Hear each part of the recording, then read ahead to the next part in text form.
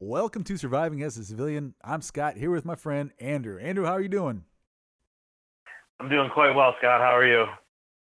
Not that good. I think I got a cold. So let's talk about this last week's episode, Chris Tehoke, episode 27.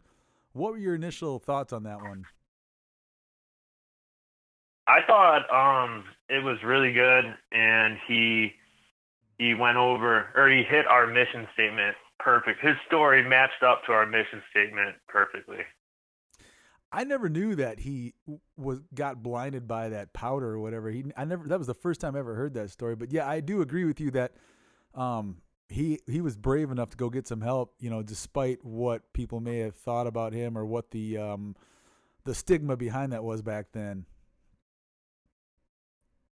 Yeah, that's actually right when I met him. That's when I got to him. So I never got to know him too well, but yeah, I understand, and we've seen it in other podcasts that we've done that like once a soldier's like, I'm done with the army, they're like, they're done. You know what I mean? They don't have it in them anymore. Like we saw it because he did 18 years, and like same with Ianico, and he did 14, and like all of a sudden they're like, I'm not doing this anymore. I'm done. Well, yeah, and with Chris Tehoke, a big part of it was his upbringing too, not having a lot of family until he got adopted by his parents that he has now, and then for him to make the choice between his family or the army at 18 years is that's a bold statement. You know what I mean? That's a tough choice to make, I bet. Yeah, and I understand that too. The army and military service in general isn't too family friendly. You do spend a lot of time not with them, and I understand with him growing up in foster care and not really having a stable childhood until he got adopted. That once he finally had kids, he wanted to be there as much as he could for them. Right, and that's what any responsible adult should do. Don't bring somebody in this world unless you plan on taking care of them. But it is difficult to balance um, children, family, and the military, especially with all the deployments, pre-deployments. And God forbid something happens to you in the middle, and you got to go move somewhere else to get treatment and stuff. Another thing that happened that he brought up is once he got started getting help while he was still in the military, that he didn't get along with his counselor. And Oscar Ramos, when we talked to him about getting help, he was like, he brought up the fact that if you don't care for some people, you're just not gonna. Some people you just don't rub the right way. You just don't get along with. And when it comes to your counselor, you have to be able to trust them. You know what I mean, with secrets of your life. So he's like, what Oscar said was, don't be afraid to fire that counselor, or not fire him, just to switch to a different one that you get along with better. Because if you remember, Tehoke was saying that it didn't really work. He was just trying to say what he thought that she wanted him to say so she would stop talking to him.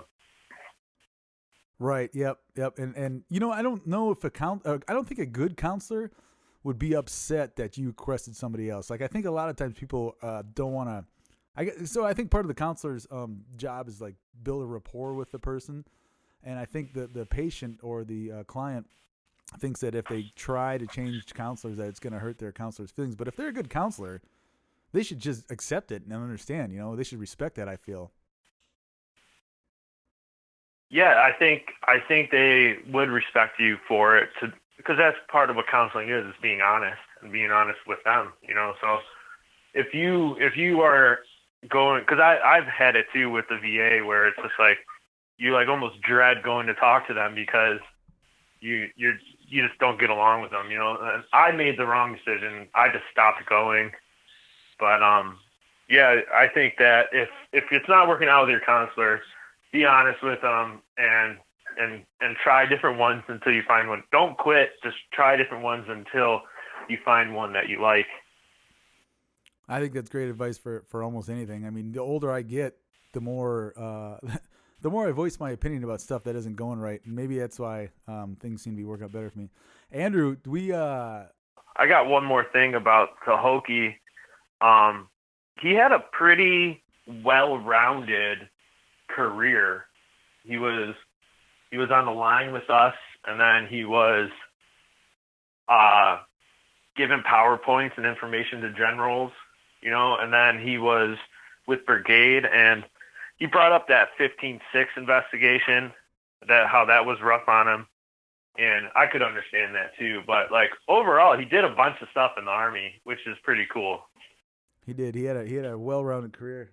Like I said, it's you have to be very, very opinionated to get out at 18 years, especially when the light's right there at the end of the tunnel. But I respect his decision, and he's doing good now, so it all worked out. Yeah, and just to reiterate his advice is, you have to be willing to sacrifice to get where you want to be, and I guess that's true in almost any career in life. For our next season, I think we need to start initiating this kind of announcement earlier. You want to go ahead and let everybody know what we're planning on doing? Sure. You're saying that we want to open up the interview field to all first responders, paramedics, firefighters, police officers. Yes, that is exactly what I'm saying. So we're going to start this now just because we need to get the ball rolling. But next season, season 4, we are going to open it up to all the emergency services people, firefighters, policemen, EMTs. If you have a story out there, or somebody that has a story out there, please send them our way, and we will get them on and get their story told, because you don't have to necessarily be a combat vet in order to be to had gone through some stuff and figure out and explain to everybody how you dealt with it and got over it. Yeah, that's great. We should start spreading that word as much as possible. That's true. Andrew, so I'm going to go ahead and announce next week's episode will be this next Friday. We'll have Chris Delphino on. He's a great episode because I don't know who he was. So the first time I heard his story was the first time I've ever talked to him. So it's going to be a great episode. Andrew, thank you for taking time today to talk about Chris Tehoke's episode, and I look forward to talking to you next week. Me too, Scott. Have a good day. Yep. Before I go, on behalf of Andrew and I, we would like to say thank you to all the veterans we talked to for taking the time to share their stories with us. We created this podcast to show not just the military, but everyone, that you can make it through some of the toughest times in your life and come out on the other side on top. Here at Surviving as a Civilian, we cannot stress enough the importance of getting help if needed or giving help if you can. Sometimes it could be as simple as making a phone call or answering that phone in the middle of the night from someone you haven't heard from in a while. If you or someone you know is struggling, help is available at the National Suicide Prevention Lifeline at 1-800-273-8255 or text the word HOME to 741-741. As always, I would like to thank Andrew Calls for his contributions and hard work behind the scenes. Without him, this podcast would not exist. Additionally, a special thank you to William Andrew Hall for his work on the logo and cover photo. If you like William's work, his contact information is provided on our social media. If you are a veteran and would like to share your story with us on the podcast, email us at survivingasacivilian.casting@gmail.com. Subscribe and rate this podcast on iTunes, Spotify, or anywhere else you get your podcast. Like and follow Surviving as a Civilian on Facebook, Instagram, and Twitter.